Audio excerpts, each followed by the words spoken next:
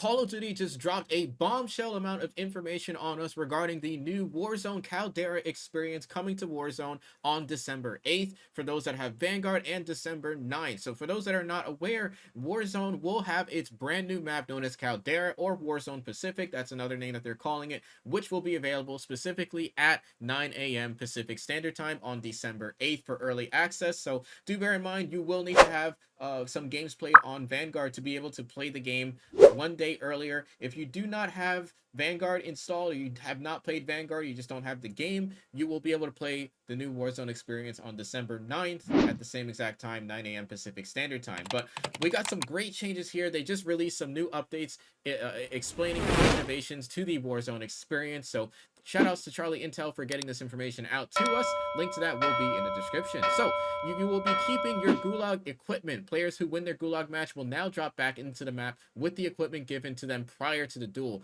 Deal with the enemy efficiently and return to Caldera with more tools at your disposal. Now, from what I'm gathering from this thing, what this means is that, let's say you get a stun grenade and a regular Semtex grenade inside of the Gulag, you'll be able to spawn with those equipment. So I'm assuming that's what that means, but we'll just have to wait and see exactly what that entails. So moving on, balance adjustments. To prepare for the launch of Warzone Pacific, Raven Software looked closely at a range of balance changes. This includes dead silence, which is now being nerfed. Stopping power rounds are completely removed from the game. Stun grenades, heartbeat sensors, and dual wield melee weapons are also being adjusted. Yes, looking at you that like to run around with the sticks. So expect those to be adjusted. Expect buffs as well, particularly for lethal and tactical equipment. Hopefully this is a good thing here, because there was really no reason to use a lot of those lethal and tactical equipment options. But it's nice to see that they're going to be making some changes. They have not detailed the total detail. They have not entailed full details on what the heartbeat sensor nerf and the stun grenade nerfs and the melee weapons are going to be doing, but they did state that they will be making adjustments there.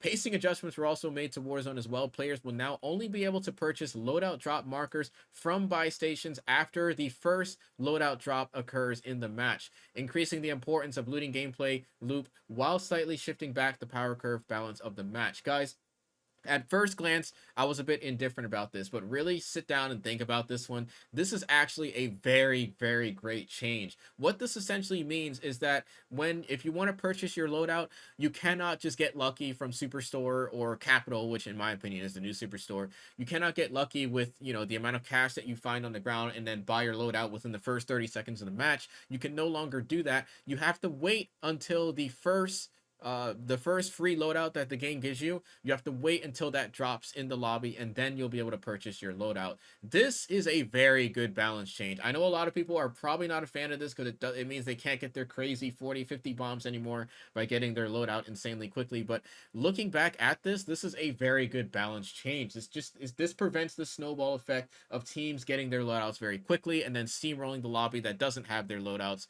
This creates a very balanced, even playing field. So great change there. I know some people may not be a fan of that, but balance reasons, that's a very good change there.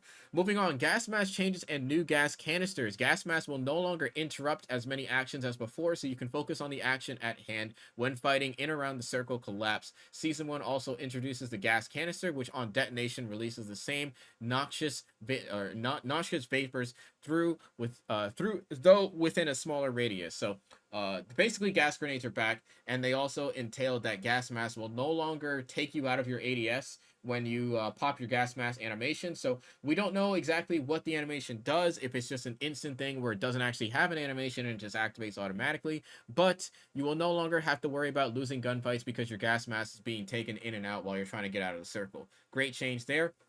Moving on, shallow waters. The shallow waters in areas like Lagoon make it harder for enemies to see footprints, even with the tracker perk equipped. Operators who crouch in knee-high water will also gain the effects of cold-blooded. Finally, fire-based equipment now emits smoke when hitting water, offering new layers of tactics when traversing through shallow pools. So what this means is that if you are in knee-high water, meaning you're not swimming, but you're also you're like walking through a shallow river area, you will also gain the effect of cold-blooded, which means that you will not be spotted by kill streaks. when you're inside of water, which is pretty good change there. I'm actually surprised to see this area, see a change like that. Moving on, if you're using any type of fire grenades or anything like that, when it hits the water, it'll actually emit smoke and vapor when you throw it inside the water. So players will be able to spot you from a distance if you decide to throw those. And lastly, some contracts and public events. Caldera introduces fresh contracts like Supply Drop Contract and the Big Game Bounty. Public events like Restocks and Resurgences from Rebirth Island are also coming to Caldera. So we do have a lot of great changes there. Guys, I'm overall really hyped about this one.